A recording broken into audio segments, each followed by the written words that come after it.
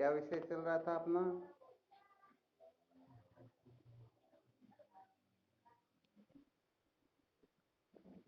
संसार को बनाए रखकर कभी भी सत्य का साक्षात्कार नहीं किया जा सकता, यही चल रहा था ना।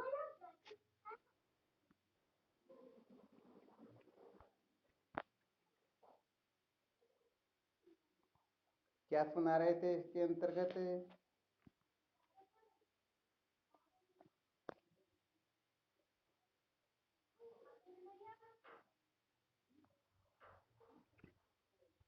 इतना टाइम कैसे लगा, क्या बात हुई?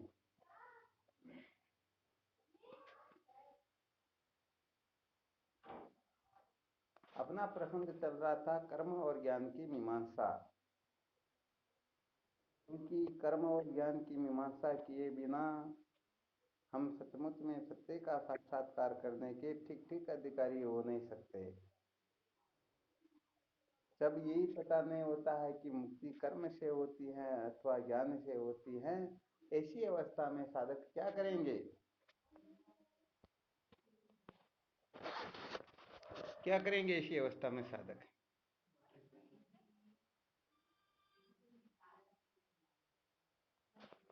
खरबन घोटाला करेंगे ना।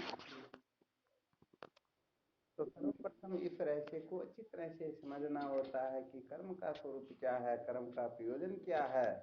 तो इस विषय पर विस्तार से चर्चा की गई, जिसके अंतर्गत कर्म के हेतु स्वरूप फल का वर्णन करके अच्छी तरह से सिद्ध करके बताया कर्म का प्रयोजन क्या होता है और ज्ञान का प्रयोजन क्या होता है। तो ये चर्चा चल रही थी। इससे पहले हमारी चर्चा चल रही थी काम क्रोध लोभ मोह मद मत्सर, इसके ऊपर विजय कैसे प्राप्त की जाती है। जब तक काम क्रोध लोभ मोह मद मत्सर से हम छुटकारा नहीं प्राप्त कर लेते हैं, तब तक ब्रह्म विचार की ओर न तो प्रवृत्ति होती है और न ब्रह्म विचार सार्थक ही होता है। तो देखो यहाँ पर संत शास्त्र श्रुति संकेत कर रही हैं, जो सचमुच में सत्य का साक्षात्कार करना चाहता है, अविद्या के बंधन से मुक्त होना चाहता है, तो जितनी योग्यता उसके अंतर्गत होनी चाहिए वह योग्यता यदि सचमुच में होगी तो वह अविद्या के बंधन से मुक्त होने का अधिकारी हो सकता है। परंतु वह योग्यता नहीं है तो हाँ, तो इस जगह पर सचमुच में वही इस रहस्य को समझ सकते हैं जो कर्म से धन से भोग से उपरक्त हो चुके हैं, अर्थात जो इनसे विरक्त हुए हैं उनके हृदय में ही तत्व की जिज्ञासा जागृत होती है, और जिसके हृदय में तत्व की जिज्ञासा जागृत होती है उन्हीं को तत्व का ज्ञान होता है। तो देखो इस श्रुति पर तो काफी समय से चिंतन मनन चल ही रहा है। न कर्मणा न प्रजया न धनेन त्यागेन के मृतत्व मानसु, अमृत तत्व की जो प्राप्ति होती है वह केवल और केवल मात्र किससे होती है? केवल मात्र ज्ञान की होती है। तो देखो वास्तव में क्या होता है, साधक जब तक बंधन के स्वरूप को अच्छी तरह से समझ नहीं लेता है तब तक मुक्ति के साधन को समझ कभी सकता ही नहीं। तो यहाँ पर चलो काम क्रोध लोभ मोह मत्सर इनका तो विचार करना ही था, जिसमें तीन का तो विचार कर चुके हैं। आज मोह के बारे में विचार करना था, परंतु थोड़ा और संकेत कर देते हैं। कर्म धन भोग जो है इनके द्वारा कोई अजर अमर नहीं हो सकता। ज्यादा विस्तार तो करेंगे नहीं, केवल मात्र संकेत कर देते हैं। राजा जन के द्वारा जो सर्वश्रेष्ठ ब्रह्मवेता कौन है, ऐसा जब शास्त्रार्थ हुआ और उस शास्त्रार्थ में जब याज्ञवल्क्य जी महाराज प्रथम नंबर के ब्रह्मवेता घोषित किए गए, उस समय घर पर आने के पश्चात याज्ञवल्क्य जी महाराज को जीवन मुक्ति के विलक्षण आनंद की इच्छा होती है, और ये संसार जो है उनको दुख रूप प्रतीत हुआ, तो उनसे छूटने की इच्छा हुई। दोनों पत्नियों को बुला करके कह दिया, उनकी कितनी पत्नियां थी? तीन थी क्या? नहीं नहीं, याज्ञवल्क्य जी महाराज थी और दूसरी कात्यायनी थी। तो कात्यायनी जो थी वह गृह कार्य में निपुण थी, और मैत्री जो वो विदुषी थी। हाँ, उसे अच्छी तरह से जब याज्ञवल्क्य जी महाराज के साथ में कभी कभी सत्संग सभा में वो सम्मिलित हुआ करती, तो उसे विवेक अच्छी तरह से था कि वास्तव में बंधन मुक्ति क्या होती है, किसे क्या होता है, इसकी समझ उनके हृदय में प्रकट हो चुकी थी। तो याज्ञवल्क्य जी महाराज जब संन्यास की इच्छा प्रकट करते हैं, अब मैं इस कीचड़ से बाहर निकलना चाहता हूँ, संन्यास लेकर के मनोनाश वासना से तत्व ज्ञान का अभ्यास करना चाहता हूँ, जिससे जीवन मुक्ति के विलक्षण आनंद की अनुभूति होती है। तो उस समय कात्यायनी ने तो कह दिया, पतिदेव कोई बात नहीं है। अतुल्ला की मैत्री ने भी, क्योंकि उस समय विधान ही ऐसा था कि आयु व्यतीत हो जाने पर गृहस्थ आश्रम से वानप्रस्थ और वानप्रस्थ से संन्यास आश्रम में प्रस्थान का विधान था। तो होता क्या है कि याज्ञवल्क्य जी महाराज कह देते हुए, देखो मैं धन का बंटवारा दोनों में बराबर कर देता हूँ। इस संसार में सबसे अधिक झगड़ा झमेला जो होता है धन के कारण ही होता है। हाँ, 1 रुपए के लिए लोग मर्डर कर देते, पता नहीं क्या क्या कर देते हैं। तो कात्यायनी ने तो कहा, पतिदेव जैसा आप ठीक समझते हो, परंतु मैत्री प्रश्न कर बैठती है, पतिदेव मुझे ये बताइए कि इस धन के बंटवारे से, इस धन के बंटवारे के पश्चात हमारे को अपना हिस्सा आप सुपुर्द कर दोगे, तो क्या इस धन के द्वारा हम अजर अमर हो सकते हैं? हाँ, ध्यान रखना यहाँ पर कर्म धन भोग तीनों की ही चर्चा चल रही है, क्योंकि एक अंधा व्यक्ति जब किसी वस्तु को नहीं देख सकता है, तो बोलो हजारों अंधे मिलकर के किसी वस्तु को देख सकते हैं क्या? अरे भाई, जब धन के द्वारा अमृत तत्व की प्राप्ति नहीं होती है, तो कर्म से कैसे हो सकती है, भोगों से कैसे हो सकती है? तो उस समय याज्ञवल्क्य जी महाराज कहते हैं, कदापि नहीं, कदापि नहीं, कदापि नहीं। अरे धन से कभी भी अमृत तत्व की प्राप्ति होती ही नहीं। का पतिदेव फिर आप हमारे को इन कचरों में क्यों उलझा रहे हो?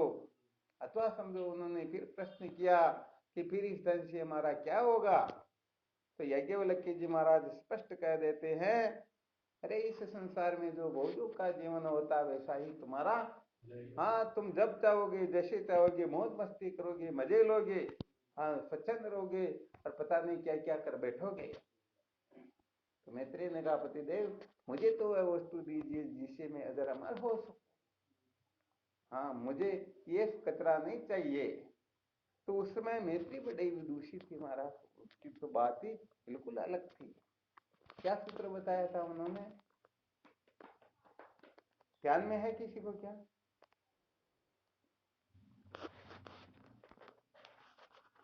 हाँ, ध्यान में आप लोगों में से किसी को है क्या? हाँ, वो संस्कृत में बोल के दिखाना, उस सूत्र पर को मंथन करवाया था। हाँ, शिवो मिटे शिवो। अरे तेजू महाराज, ये थोड़ी है फॉरवर्ड कर दी ना, आत्मा वारे द्रष्टव्य, तो आत्म तत्व का आत्मदर्शन करना चाहिए, इसके लिए विधान किया गया है। ये तो जब मैत्रेय की सारी चेष्टाएं देख लेंगे, उनका वैराग्य देख लेंगे, तब महाराज उनको ब्रह्म विद्या का उपदेश करेंगे। उस समय बताएंगे कि हे मैत्रेय, केवल और केवल मात्र आत्मा का ही दर्शन करना चाहिए, उसके लिए हाँ, आत्मा का श्रवण मनन निधिध्यासन करना चाहिए। अरे वाह, क्या बात! देखो रमेश को बहुत अच्छी तरह से ध्यान रहा कि महम तेन कुर्याम एन नाम वित्ताश्याम। पतिदेव मैं उसे लेकर क्या करूंगी जिससे अमृत तत्व की प्राप्ति नहीं होती है। बस साधकों को इतना ही सूत्र ध्यान रखना है, और किसी को याद रखने की जरूरत ही नहीं है। अर्थात मुझे चाहिए मोक्ष, और जिसको लेने से मोक्ष प्राप्त नहीं होती है, तो उसको लेकर मैं करूंगी क्या? ये यदि किसी साधक में जागृत हो जाए तो समझ लेना चाहिए, सचमुच में वह ज्ञान का अधिकारी है, सचमुच में वह जीवन को धन्य बना सकता है, वरना मौज मस्ती मनोरंजन के सिवाय कुछ भी होता ही नहीं। इसीलिए तो कहा था, ये ऐसे समझ में आ जाए तो कर्म का भी समझ में आ जाएगा, भोग का भी समझ में आ जाएगा। तो कर्म धन भोग के द्वारा अमृत तत्व की प्राप्ति होती ही नहीं, स्वप्न में भी नहीं होती हैं। कारण जगत खेद में परे जिन, केवल दुखता माही, सत्य सत्य पुनि सत्य कहूँ, सुख सपने हूँ नाही। अरे कहने का मतलब इस संसार के अंतर्गत दुख के सिवाय कुछ मिलता ही नहीं। हाँ, यहाँ पर तो कहने का मतलब संत श्रुति शास्त्र कह रहे, सत्य सत्य पुनि सत्य कहूँ, सत्य कहता हूँ फिर सत्य बार बार कहता हूँ, सत्य यही है कि स्वप्न में भी इनसे सुख प्राप्त होता ही। परंतु हम गड़बड़ घोटाला यही करते हैं, वास्तव में जो आनंद स्वरूप परमात्मा है उनको छोड़ करके कर्म धन भोग के चक्कर में पड़ते हैं और उनमें चटनी कर लेते कि देखो निश्चित कर्म से परमात्मा तत्व की प्राप्ति नहीं होती है तो विहित कर्म से हो जाएगी, निषिद्ध धन से नहीं होती है तो विहित धन से हो जाएगी, निषिद्ध भोगों से नहीं होती है तो विहित भोगों से हो जाएगी। सचमुच में इसी को ही नासमझी कहते हैं, यही वास्तव में बंधन होता है। तो देखो यहाँ पर याज्ञवल्क्य जी महाराज मैत्री को सावधान करके कहते, बहुत बड़े सूत्र, ध्यान देना अच्छी तरह से। याज्ञवल्क्य जी महाराज वहां पर फिर संसार की असलियत का निरूपण करते, इस असलियत को कोई सुन लेना तो तुरंत उनको वैराग्य हो जाता है। तो वहां पर याज्ञवल्क्य जी महाराज कहते हैं, सावधान होकर के सुनो मैत्रेय, पति के प्रयोजन के लिए पति प्रिय नहीं होता है, अपने ही प्रयोजन के लिए पति प्रिय होता है। पत्नी के प्रयोजन के लिए पत्नी प्रिय नहीं होती है, अपने ही प्रयोजन के लिए पत्नी प्रिय होती। तात्पर्य क्या है? पति के प्रयोजन के लिए पति प्रिय नहीं होता है, अर्थात पति को सुख मिले इसलिए स्त्री को पत्नी को पति प्रिय नहीं लगता, बल्कि अपने को सुख मिलता है इसलिए पति प्रिय होता है। और पत्नी के प्रयोजन के लिए पत्नी प्रिय नहीं होती हैं, अपने ही प्रयोजन के लिए पत्नी प्रिय होती हैं। तो वहां पर देवताओं से लेकर के संसार की प्रत्येक वस्तुओं की खोल खोल करके रख दी गई। संसार में जो समझते हैं ना हम एक दूसरे से प्रेम करते हैं, हम इनके बिना नहीं रह सकते, वास्तव में यही जीवन का सार। तो इन सब कल्पनाओं का या निषेध कर दिया गया और वास्तव में सब स्वार्थ के कारण होता है। जैसे वो शहर के अंतर्गत टांगा चलाने वाला क्या करता, घोड़ा जो होता है ना उसको लक्ष्य साबुन से स्नान कराता है और पंखे में कूलर में रखता और बहुत अच्छा उनको खाने पीने के लिए देता, बहुत अच्छी उनकी रक्षा करता, सावधानी रखता। तो क्या घोड़ा स्वस्थ रहे सुखी रहे इसके लिए क्या? अरे भाई वह उनको कमाई दे रहा, उनका स्वार्थ पूरा हो रहा है इसलिए घोड़े का ध्यान रखा जा रहा है। तब ये बात समझ में आ जाएगी कि वास्तव में ये इनका स्वार्थ है, वास्तव में ये कुछ है ही नहीं, तो उसी समय वैराग्य हो जाएगा। हाँ, संसार में वास्तव में ऐसी कोई वस्तु है जिसके वशीभूत होकर एक दूसरे के लिए प्रवर्त निवर्त नहीं होती हो, ये संसार की असलियत होती है। तो अपना स्वार्थ सिद्ध करने के लिए सारा का सारा क्रियाकलाप होता है। यदि अपना स्वार्थ सिद्ध न हो तो दांत गिरे और खुर घिसे कंधा भोजन ले, ऐसे बूढ़े बेल को कौन बांध भूस दे। बताओ इनको कोई भूसा भी डालेंगे क्या? और जब गृहस्थी तब बात कुछ और थी। तो वास्तव में देखा जाए तो देवताओं के प्रयोजन के लिए देवता प्रिय नहीं होते हैं, अपने ही प्रयोजन के लिए देवता प्रिय होते हैं। तो अंत में सूत्र बता दिया, न वारे सर्वस्य कामाय सर्वं प्रिय भवति, आत्मनस्तु कामाय सर्वं प्रिय भवति। हे मैत्रेयी, कहाँ तक कहा जाए, सबके प्रयोजन के लिए सब प्रिय नहीं होते हैं, अपने ही प्रयोजन के लिए सब प्रिय होते हैं। तो वास्तव में संसार में प्रेम होता है एक प्रकार का धोखा होता है, नाटक होता है। प्रेम तो केवल परमात्मा से होता, बाकी केवल मात्र मोह होता है। क्या होता है? हाँ, ये सचमुच में मोह होता है। अब लोग इस जगह पर अटके हुए रह जाते हैं, तो क्या हुआ, केवल मात्र कर्म धन भोग को ही ये मुक्ति का साधन समझ रहे हैं। तो यहाँ पर श्रुति माता केवल उपनिषद का मंत्र स्पष्ट संकेत करता है कि न कर्मणा न प्रजया न धन त्यागे न के वृत्तत्व मानसु, न कर्म से न धन से न भोग से अमृतत्व की प्राप्ति होती है, बल्कि इनके त्यागने से होती है।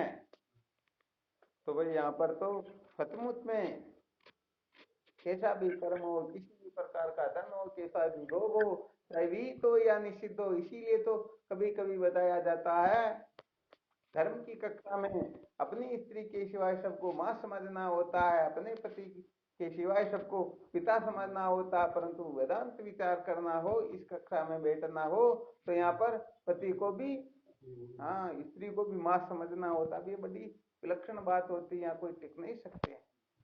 तो इसीलिए वेदांत विचार सार्थक नहीं होता, ये रहस्य समझ में आता ही। तो लोग क्या करते हैं, केवल कुल मिला करके यहाँ अटक करके यहीं बैठ करके फिर चाहते कि नहीं नहीं हमको भगवत तत्व की प्राप्ति हो जाए। इनके भगवत तत्व की प्राप्ति नहीं होती है। जब तक हम मौज मस्ती मनोरंजन के चक्कर में पड़े हुए हैं, जब तक अनात्म पदार्थों के चक्कर में पड़े रह करके इनको प्राप्त करना ही अपने जीवन का लक्ष्य बना रखा हो, तब तक सचमुच में किसी को भी सत्य का साक्षात्कार होता ही नहीं।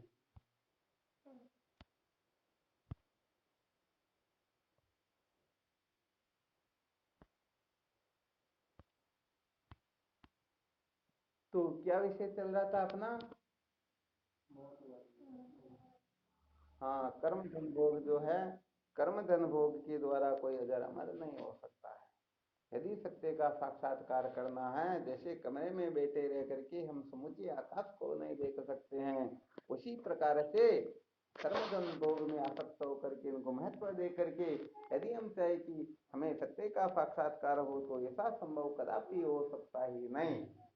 वही देखो यहाँ पर सबसे पहले अच्छी तरह से निर्णय करना होगा, निश्चय करना होगा, इससे परम तत्व की प्राप्ति होती है या नहीं, अविद्या की निवृत्ति होती है या नहीं। बस साधकों को कौन सा सूत्र याद रखना है? किम अहम तेन कुर्याम एन नामृता श्याम। बोलो एक बार, किम अहम तेन कुर्याम एन नाम अमृता श्याम। किम अहम तेन कुर्याम एन नामृता श्याम। किम अहम तेन कुर्याम एन नामृता श्याम। किम अहम तेन कुर्याम एन नामृता श्याम। बहुत धन्यवाद। बस जीवन का सौंदर्य एक प्रकार का ब्रह्मास्त्र है। सदा सर्वदा जागने से लेकर के सोने तक, जन्म से लेकर के मृत्यु तक इसी का बारंबार विचार करते रहे। मैं जिस वस्तु को प्राप्त कर रहा हूँ या प्राप्त मेरे को हो चुकी है, या मैं प्रयत्न करूंगा उस वस्तु को पाकर मैं अजर अमर हो सकता हूँ या नहीं, इससे मेरा जीवन सफल हो सकता है या नहीं, सचमुच में मैं समस्त बंधनों से, दुखों से छुटकारा प्राप्त करके सत्य का साक्षात्कार कर पाऊंगा या नहीं। यदि नहीं, तो फिर उनके चक्कर में पड़ने की कोई आवश्यकता नहीं है। ये बड़ा विलक्षण सूत्र है। तो ये याज्ञवल्क्य के प्रति मैत्री ने जो उपदेश वचन कहा ना, ये स्वर्ण अक्षरों में लिखने योग्य है। हाँ, इसको तो भले अपने दीवार पर कागज पर लिख करके कहीं लगा दे, जहाँ हर बार दृष्टि पड़ती हो, बारंबार यही ध्यान में रहे कि मैं हम तेन कुर्याम एन न अमृता श्याम, उसे लेकर मैं क्या करूंगी जिससे अजर अमर नहीं हुआ जाता। हाँ, ये बात है। तो जब कर्म धन भोग से वैराग्य होने लगता है, यहाँ पर ध्यान देना, कर्म धन भोग जो है, निषिद्ध कर्म धन भोग के बारे में चर्चा ही नहीं चल रही। ध्यान देना अच्छी तरह से। अरे तो धर्म की कक्षा में भी हो जाता है, धर्म की कक्षा में अधर्म छूट जाता है, उपासना की कक्षा में वासना छूट जाती है, योग की कक्षा में विक्षेप छूट जाता है। यहाँ पर कर्म धन भोग जिसका त्याग करने की या जिनसे ऊपर उठने की चर्चा की जा रही है, वह विहित कर्म धन भोग ही है। हाँ, यहाँ पर ऐसा नहीं कि पर स्त्री का त्याग करने की चर्चा की जा रही हो, तो धर्म की कक्षा में हो गया। यहाँ पर तो अपनी स्त्री के लिए कहा जा रहा, यहाँ पर पराये धन के लिए नहीं, बल्कि जो मर्यादा से हम धन कमा रहे, 2 नंबर का नहीं 1 नंबर का, उस धन से भी अमृत तत्व की, ये सारे के सारे सूत्र अपने को अच्छी तरह से समझने होते हैं। इसीलिए तो कहा गया है, मोक्षार्थी पुरुष ही दुनिया में श्रेष्ठ नर है, कर्म अर्थ काम वाले पशु के समान चर है। अरे धर्म कर्म में लगे हुए भोले जीव तो बेचारे क्या है, ये पशुओं के समान, इनका कोई सत्व महत्व नहीं होता है। तो पशुओं को कभी आत्म तत्व का बोध नहीं होता, वैसे ही तो सचमुच में इन कतरों में पड़े हुए हैं, वो वास्तव में धर्म पशु हो सकते हैं, देव पशु हो सकते हैं, वेद पशु हो सकते हैं। बहुत सारे स्त्री पुरुष, स्त्री पशु होते हैं, कोई पति पुरुष होते हैं, कोई जाति पशु होते हैं, कोई कुल गोत्र के पशु होते हैं, कोई कर्म पशु होते, पता नहीं अनेक प्रकार के पशु होते। और पशु का मतलब होता पराधीनता, पशुत्व का मतलब स्वतंत्रता। तो जिनको बंधे रहने का ही शौक है, नहीं नहीं है हमारा तो कल्याण इसी से हो जाएगा, तो कभी वेदांत विचार कर पाएंगे ही? हाँ बिल्कुल। नाम रूप से जब तक वृत्ति हट नहीं जाती है, नाम रूप को मिथ्या नहीं समझ लेते हैं, तब तक अस्थि भांति की ओर प्रवृत्ति होती ही। हाँ, ये थोड़ी विशेष बात है। तो कर्म धन भोग का सम्यक प्रकार से विश्लेषण करके इससे क्या नहीं होता है, सत्य का साक्षात्कार नहीं होता है। तो कर्म धन भोग की ओर प्रवृत्त हुए बिना अपन ये समझ नहीं पाएंगे। बस इसी के लिए गृहस्थ आश्रम का विधान बनाया गया। तो गृहस्थ आश्रम में आप जब तक रहो तब तक इसका अच्छी तरह से अनुभव कर लो कि सचमुच में कर्म के द्वारा, धन के द्वारा, भोगों के द्वारा अजर अमर नहीं हुआ जाता। इनसे तो प्रतिदिन विक्षेप ही बढ़ता है, दुख ही बढ़ता, संकट ही बढ़ता, रोने पछताने के सिवाय और कुछ मिलता ही। हाँ, तो ये थोड़ी विशेष बात है। चलो ठीक, अब पुनः अपनी चर्चा शुरू करते हैं। काम क्रोध लोभ मोह मद मत्सर। देखो अभी ये जो चर्चाएं हो रही है जिज्ञासु की चर्चा नहीं है। जिज्ञासा जीवन में कैसे उदय होती है, हम सचमुच में जिज्ञासु कैसे बनते, ये चर्चा चल रही है। अभी समझो यहाँ मानव बनने की कक्षा चल रही है, ब्रह्म विचार की कक्षा है ही नहीं। हाँ, जब विवेकादि साधन जागृत हो जाते हैं उस समय तो जब देह में ही आसक्ति ममता ममता नहीं रहती है, देह से ही ऊपर उठ जाते हैं, देह के चक्कर में भी नहीं पड़ते हैं, तो फिर उस समय तो इनका कोई सत्व महत्व रहता ही नहीं। तो देह आदि अनात्म पदार्थों में आस्थावान होकर के अटके हुए रह करके जो पागल हो रहे हैं उनके लिए ये थोड़ा संकेत किया जा रहा है। तो काम की निवृत्ति कैसे होती, क्या बताया था, ध्यान में है किसी को क्या?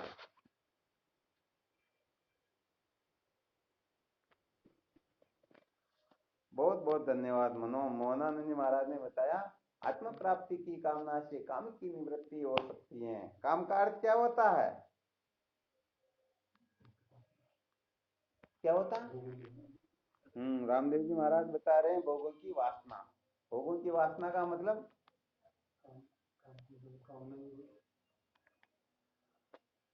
अरे डरना चाहिए ही नहीं। ये तो अब वेदांत की कक्षा में डरेंगे तो कब तक फालतू अटके हुए रहेंगे। यहाँ स्पष्ट कहना चाहिए स्त्री पुरुषों का जो आकर्षण होता है, स्त्री की पुरुष के और पुरुष की स्त्री के प्रति जो आकर्षण बुद्धि होती है, बस इसी को कहते हैं काम।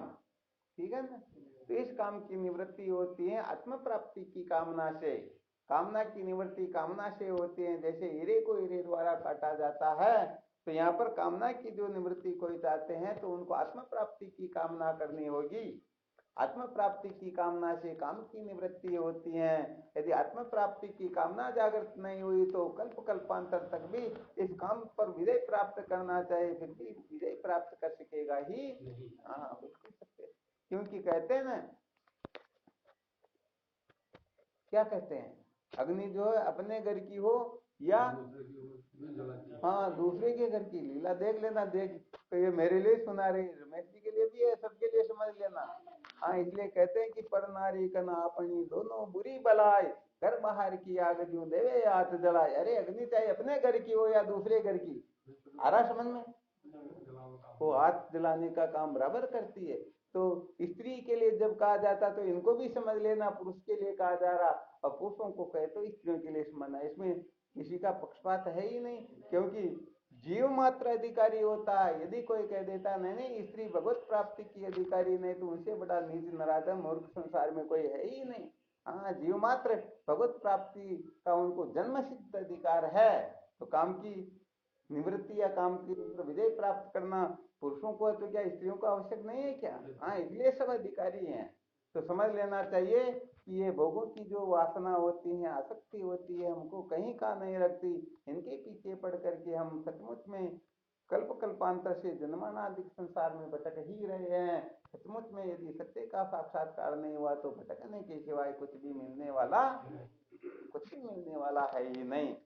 तो यहाँ पर काम से तात्पर्य बताया गया भोगों की जो इच्छा होती है, तो यहाँ पर ये भी समझ लेना, क्योंकि अब इतनी हल्की कक्षा तो कौन सुनाए। निश्चित भोगों का यहाँ पर वर्णन नहीं चल रहा है, यहाँ विहित भोगों का वर्णन चल रहा है। हाँ, निश्चित भोगों का ये तो पामर पुरुषों के लिए, तो अब उनके लिए कब तक परेशान होंगे। एलकेजी पढ़ाने वाले बहुत सारे, अपन यदि एलकेजी के चक्कर में पढ़ेंगे तो कब तक पढ़े रहेंगे। तो यहाँ पर विहित काम क्रोध लोभ आदि का त्याग करने की चर्चा चल रही, समझो एक प्रकार से। तो काम के ऊपर विजय प्राप्त करनी हो तो आत्म प्राप्ति की जो कामना है, हाँ बिल्कुल सत्य बात है। यदि किसी के हृदय में आत्म तत्व को प्राप्त करने की कामना जागृत हो जाती है तो फिर काम उसका कुछ नहीं बिगाड़ेगा। चलो ठीक, क्रोध की निवृत्ति कैसे होती, क्या बताया था।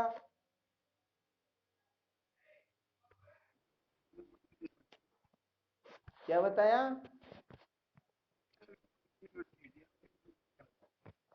गलत हो गया। और कौन बताएंगे। क्या हुआ। हाँ, और कौन बताएंगे, किसी को ध्यान में रहा क्या। अभी तो एक सप्ताह पर हुआ होगा शायद है।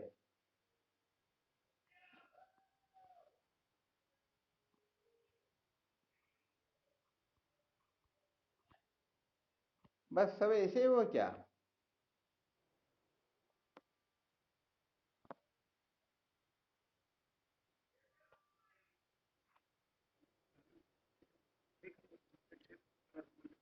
तो फिर मंथन कहाँ पर किया। अरे देह का पूर्ण अभिमान तो ज्ञान होने पर ही निवृत्त होगा।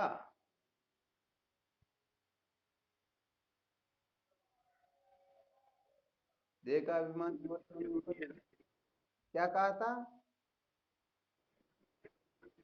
नहीं फिर भी जैसा बताया था वैसा का वैसा ध्यान में रखना चाहिए। अरे आप तो कॉपी पेन रखते हो साथ में, फिर गड़बड़ कैसे।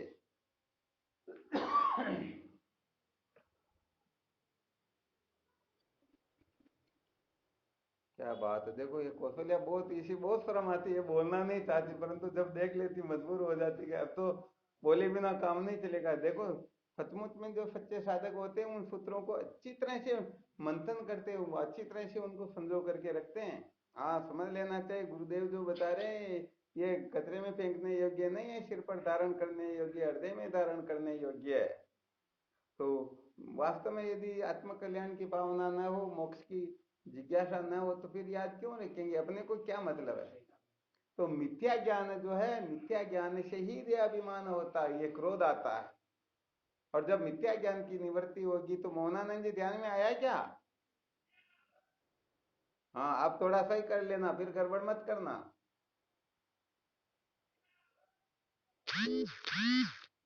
तो मिथ्या ज्ञान जो है वह कहने का मतलब क्रोध को जन्म देता है। तो मिथ्या ज्ञान की निवृत्ति कैसे होगी। अब देखते हैं किससे होगी। बहुत बहुत धन्यवाद, बहुत धन्यवाद। संतों के संग से, सत्संग से ये मिथ्या ज्ञान निवृत्त होने लगता है, और जब मिथ्या ज्ञान निवृत्त होने लगता है तो फिर ये क्रोध भी निवृत्त होने लग जाता है। जिसके लिए आपको दृष्टांत दिया था राजा का, उनको प्रत्येक 12 वर्ष में वापस भेजा जाता, हर बार उनके साथ में कुछ न कुछ घटना घटित होती, और अंत में जब उसके ऊपर उस झाड़ू निकालने वाली ने पूरा का पूरा कचरे का टोकरा ही डाल दिया। पहले तो वो झाड़ू ऐसे चलाया कि कचरा लग गया, फिर दूसरी बार में झाड़ू लगाया, तीसरी बार में कचरा ही मुंडेल दिया। तो अंत में उस राजा को अनुभव हुआ या नहीं हुआ। अरे मैं हर बार क्रोध करता हूँ इसलिए वापस रिटर्न हो जाता हूँ, वापस भेज दिए जाते कि अभी तुम भजन करने के अधिकारी नहीं हो, जब क्रोध पर विजय प्राप्त कर लोगे तब भजन करने के लायक बनोगे, वरना तो 1 महीने का किया हुआ साधन भजन अरे एक बार क्रोध करने से निवृत्त हो जाता है, फिर किस काम का। चलो बहुत अच्छी बात है। लोभ की निवृत्ति कैसे होती है। हाँ बहुत बहुत अच्छी बात है। लोभ की निवृत्ति है होती है वैराग्य से।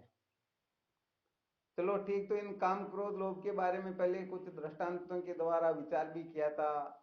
लोभ के बारे में किया था, पाप के बाप का दृष्टांत देकर के भी वर्णन किया था। ऐसे करके कुल मिलाकर के हमने काम क्रोध लोभ पर तो थोड़ी चर्चाएं की थी। अब थोड़ा मोह के ऊपर विचार करते हैं। अच्छा, ध्यान रखना, काम क्रोध लोभ की निवृत्ति होने के पश्चात भी यदि मोह बना हुआ है तो निश्चित रूप से वो भगवत प्राप्ति का अधिकारी नहीं होता है। हाँ, मोह को बहुत बड़ा बंधन बताया गया, बंधनों का समझो एक प्रकार से कारण ही बताया गया। ध्यान में है कोई ऐसा सूत्र संकेत, ऐसा कोई श्लोक चौपाई दुआ या कुछ भी ऐसा?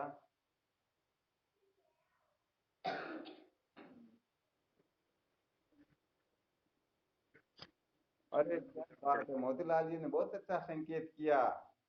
राजा भरत का जब उस हरिण के बच्चे में मोह हो गया तो अंत में उनको भी हरिण ही बनना पड़ा।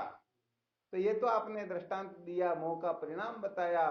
जो मोह करता है वह निश्चित रूप से इस प्रकार से हो जाता, परंतु मोह समस्त दुखों का मूल कारण है, ऐसा और कोई संकेत करने वाले हो कोई साधक तो? अच्छा, रामायण पढ़ने वाले भी तो होंगे, महावीर जी महाराज ने तो खूब पढ़ी शायद। हाँ शिवम, क्या बात है, हाँ बोलो। क्या बात है, एक तो सूत्र ही आ गया, मोह निशा सत्सोवन आरे देख ही स्वप्न अनेक प्रकार, अर्थात जीव मात्र जो है ये मोह की नींद में सोए हुए हैं। अभी थोड़ी देर पहले अपने विषय चला था, ध्यान में क्या तुम पूछा गया क्या, सोए या नहीं सोए, तो थोड़ी देर सोए या ऐसा कहा, तो फिर क्या सुनाया था उस पर? अरे हम सोचते कि हम सोए ही नहीं, हम तो जगे हुए, परंतु सचमुच में ये जीव अनादि काल से सोया हुआ है। हाँ, संसार को सत्य समझना यही तो सोना है। हाँ, उसमें एक संकेत क्या था, याद आ रहा है क्या? क्या बोलो? मोह सकल व्याधिन कर मूला, ताते उपजे पुनि बहु सूला। अरे मोह समस्त बीमारियों की जड़ है। हाँ, यदि मोह है ना तो समझ लेना चाहिए फिर ये काम क्रोध लोग सब अभी नहीं है तो पनप जाएंगे, कोई बड़ी बात नहीं है। जब भोजन कर लेते हैं ना, उसमें कोई एक ग्रास भी अधिक रखने की चेष्टा करे तो हम उसके थप्पड़ रखने पर उतारू हो जाते हैं, परंतु वही 8 घंटे 10 घंटे के बाद में फिर रोटी नहीं मिली तो चिल्लाने लगते, अरे भाई क्या किया, होता या नहीं होता? तो ये थोड़ी देर का त्याग वैराग्य वास्तव में निहाल नहीं करता है। ये तो कहने का मतलब थोड़ी देर वैराग्य हो जाए तो कोई बड़ी बात नहीं होती है। वास्तव में कोई मोह पर विजय प्राप्त करे तब समझना चाहिए, क्योंकि वास्तव में होता क्या है, जो मोह के वशीभूत हो जाता है वो बातें तो सातवें आसमान की करता है, परंतु रहता हुआ कीचड़ के अंतर्गत ही है। देखो विचार करके, अर्जुन को क्या हुआ था, मोह हुआ या नहीं हुआ? अपने चाचा, अच्छा, सबको देखने के बाद में मोह हुआ और फिर वो भगवान कृष्ण को भी हाँ सात्विक भूमिका का ज्ञान देने लगे हैं ना।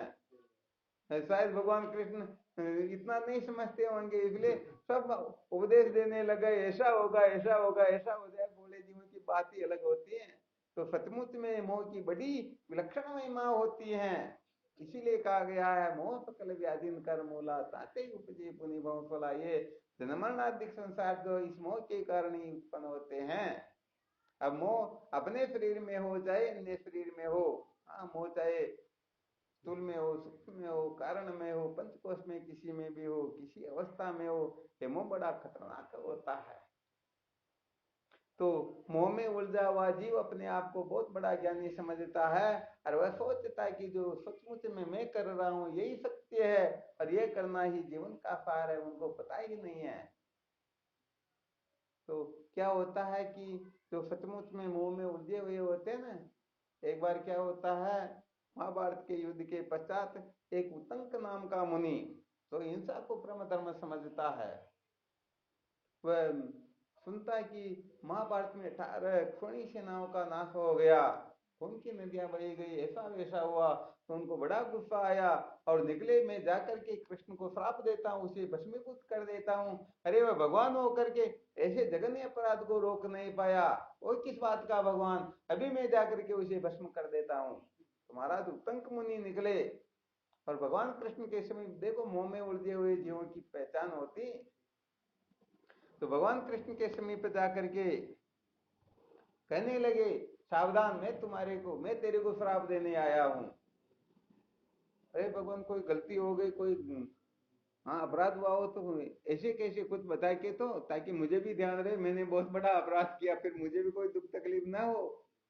अरे तुम्हारे रहते हुए 18 सोनी सेनाओं का नाश हो गया, तुम क्या, अरे तुम भगवान किस बात के हो, ऐसे अनर्थ को रोक नहीं पाए। तो भगवान कृष्ण ने कहा तनिक मेरी ओर देखो। तो उतंक मुनि जब भगवान कृष्ण की ओर देखने लगते हैं तो भगवान कृष्ण के मुख में अनंत अनंत ब्रह्मांड क्षण क्षण में नए बन रहे और जल जल जल करके भस्म हो रहे हैं। भगवान कृष्ण कहते उतंक, अरे तुम ये छोटे से टुकड़े के लिए जिनकी कोई सत्ता ही नहीं है, 18 सेना के लिए पागल हो रहा है, यहाँ कितने ही ब्रह्मांड जल जल करके भस्म हो रहे हैं, इसके लिए तू किसको श्राप देगा, किसके ऊपर कुपित होगा। उतंक मुनि का दिमाग चकरा गया, वो नीची गर्दन करके बेचारा चला गया। तो कहने का मतलब लोग इस रहस्य को नहीं समझते हैं। अरे कि ऐसा क्यों हुआ, ऐसा कैसे हुआ, ऐसा नहीं होना चाहिए, ये ठीक है ये ठीक नहीं, ये सारी की सारी बातें बड़ी गड़बड़ घोटाले की होती हैं। सचमुच में सत्य को जाने बिना कभी भी दुखों का अंत होता ही। हाँ ये बड़ी विलक्षण बात है, इसका बहुत अच्छी तरह से ध्यान रखना चाहिए। यदि इस बात का अच्छी तरह से ध्यान रख लिया तब तो समझो वह निश्चित रूप से अपने जीवन को धन्य बना लेगा। और ये बात अच्छी तरह से ध्यान में नहीं रही तो भटकने के सिवाय कुछ भी मिलने वाला। तो ये मोह जो है, क्या हो बेटा, मोह का मतलब क्या होता है? अरे क्या बात अभी बताते हैं। देखो कितना 7-8 साल का बच्चा फिर भी इसकी जिज्ञासा देखो ना, धन्यवाद। तो क्या होता है, ये मोह जो है इस संसार में जीव मात्र को यदि संसार चक्र में भटकाने का मुख्य काम कोई कर रहा तो ये मोह ही कर रहा है। इस मोह को समस्त दुखों का कारण बताया गया है। यदि मोह से किसी को छुटकारा प्राप्त हो जाए तो कहने का मतलब क्या होगा, वो सदा सदा के लिए समस्त दुखों से भी निर्मुक्त हो जाता है। हाँ इसीलिए तो तब यहाँ पर आगे की कक्षा में इस मोह के बारे में अच्छी तरह से इसका स्वरूप निरूपण करके जब इनका निषेध कैसे होता है उस जगह पर ये जितने भी साधन है सारे के सारे साधन मोह से ही उत्पन्न होते हैं। इसलिए ये कर्म उपासना आदि सारे के साधन धरे के धरे रह जाएंगे। मोह अज्ञान से उत्पन्न होता है, ज्ञान की निवृत्ति ज्ञान से होती है। तो ज्ञान के द्वारा ही मोह की निवृत्ति हो सकती है, और कोई ऐसा साधन न भूतो न भविष्यति न बना न बनेगा कि वह मोह को नष्ट कर दे। इसीलिए भगवत गीता जो है केवल और केवल मात्र ज्ञान परक ही है, क्योंकि अर्जुन को मोह हुआ था और मोह की निवृत्ति ज्ञान से होती है। इसलिए भगवत गीता का एक एक अक्षर ब्रह्म विद्या का गान कर रहा है, वो केवल ज्ञान की ओर ही संकेत कर रहा है। इसीलिए गीता का प्रतिपाद्य विषय केवल और केवल मात्र तत्व ज्ञान है। हाँ ध्यान रखना अच्छी तरह से, ये जो विपरीत बातें बताई जाती कि गंगा जी जाने के 2 रास्ते होते, ये सब बालकों की बातें होती हैं। श्रुति सिद्धांत के सामने इस कचरे का कोई महत्व होता ही नहीं। हाँ ये बालकों को संबोधित करने के लिए, जैसे खेत में धोखा खड़ा कर देने से, धोखा का मतलब क्या होता, अरे एक लकड़ी खड़ी करके वो हाथ बना दिया, पेन बुफट पहना दिया, तो ये बहुत पक्षी होते हैं वो डरते हैं। हाँ वेदांत इतने कमजोर नहीं होते किसी के हुक कहने मात्र से डर जाए। हाँ वेदांत तो शेर महाराज, वो जो नो होता जो शेर होता ना गीदड़ों से डरेगा क्या। हाँ तो यहाँ पर ऐसा गड़बड़ घोटाला नहीं चलता। इसलिए भगवत गीता जो है केवल और केवल मात्र ब्रह्म विद्या का ही संकेत करती है। अरे गीता तो क्या समस्त शास्त्र जो है केवल और केवल मात्र तत्व ज्ञान के द्वारा ही जीव को कृतार्थ होने का संकेत करते हैं। बाकी जो ये दूसरा गायन करते रहते हैं, रोना रोते रहते, ये सब मोह के वशीभूत होकर के कर्म धर्म वेद भक्ति वगैरह ये सब मोह के कारण ही होता है। वास्तव में आत्मा से भी कोई तत्व है ही नहीं, किसकी भक्ति करेंगे, किसका ध्यान करेंगे। हाँ सारे के सारे जय अपने स्वरूप में बिना हुए ही बात रहे, किसका ध्यान करोगे। ठीक है ना, इसलिए थोड़ी ये ब्रह्म विद्या की ऊपर की कक्षा अभी इसका मंथन चिंतन कम कर पाएंगे।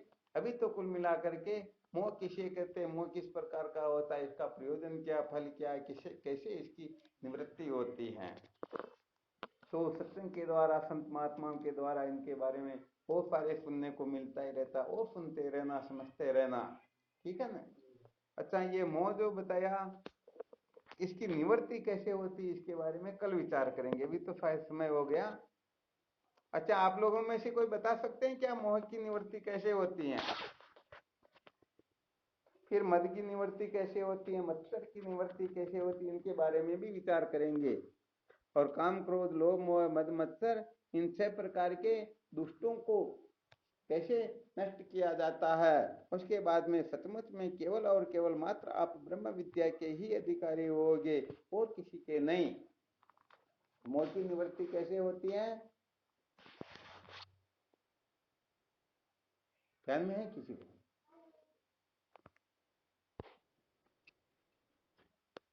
अभी तो गुरुचरण कहाँ पर महाराज जी, अभी तो मानव बन रहे, उसके बाद में अंतःकरण शुद्ध होगा, 4 साधन संपन्न होंगे, फिर गुरुदेव की खोज करेंगे। अभी भले उनको गुरुदेव मिल भी जाए तो गुरुदेव का महत्व तो थोड़े समझ पाएंगे। वरना ये तो बहुत धन्यवाद, बहुत अच्छी बात बताई। जिनको गुरुओं की प्राप्ति हो गई, यदि वो गुरुदेव के चरण कमल का ध्यान करेंगे तो मोह की क्या ताकत है कि मोह उनको। बहुत धन्यवाद, बहुत अच्छा बताया। अभी समझो जो जिनको गुरुओं की प्राप्ति नहीं हुई उनको क्या करना चाहिए? क्या करना चाहिए? चलना।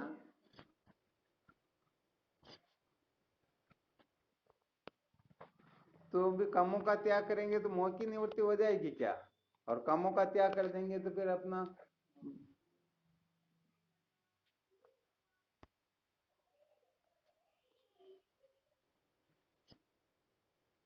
हाँ चलो, बहुत धन्यवाद, तो भी अच्छा संकेत किया। हीरालाल जी, सत्संग तो कभी की पूरी हो गई, 4-5 मिनट ऐसे ही चर्चा करें, आप तो अब जुड़ रहे हो, गजब कर दिया। आज भैरूलाल जी माशा और कुछ साधक भी लेट जुड़े थे, जबकि इनको तो अच्छी तरह से ध्यान रखना, जिम्मेदार साधकों को समय से पहले ही तैयार रहे। 8 बज करके 5 मिनट तक सबको जुड़ जाना, 8 बज करके 7 मिनट तक इंतजार कर सकते हैं, फिर तो सत्संग चालू हो ही जाती, चाहे एक जुड़ा हो चाहे दो जुड़ा हुआ हो। चलो ठीक, तो फिर कल विचार करते हैं, आप लोगों से भी पूछ लेंगे, आपको भी 24 घंटे का समय दिया जाता। ठीक है ना? तो विचार कर लेना कि मोह की निवृत्ति कैसे होती है।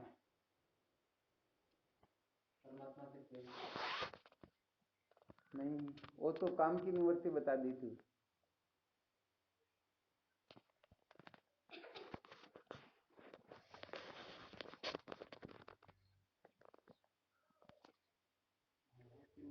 ज्ञान से,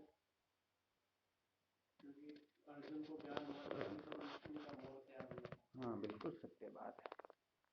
मोह की जो पूर्ण निवृत्ति वो तो ज्ञान से होगी, बिल्कुल 100% सत्य है। परंतु यहाँ पर तात्पर्य इतना समझो, कम से कम इतना मोह तो निवृत्त हो जाना चाहिए कि हम ब्रह्म विचार की ओर प्रवृत्त हो सके। यदि मोह निवृत्ति नहीं हुआ तो हम सत्संग की ओर प्रवृत्त थोड़े हो सकेंगे।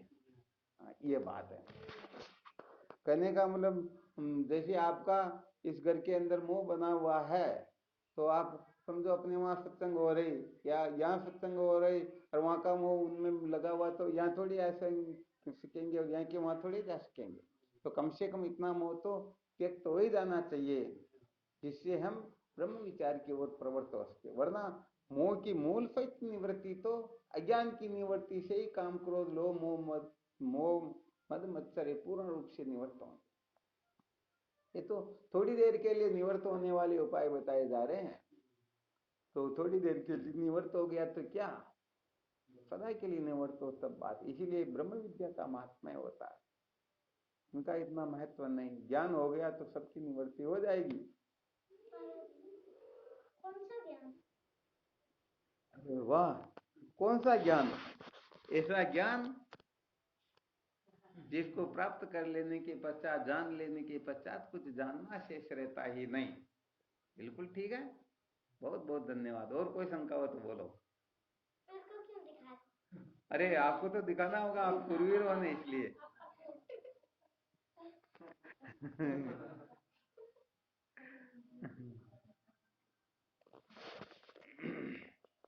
चलो ठीक, तो फिर विचार करना, ठीक है ना?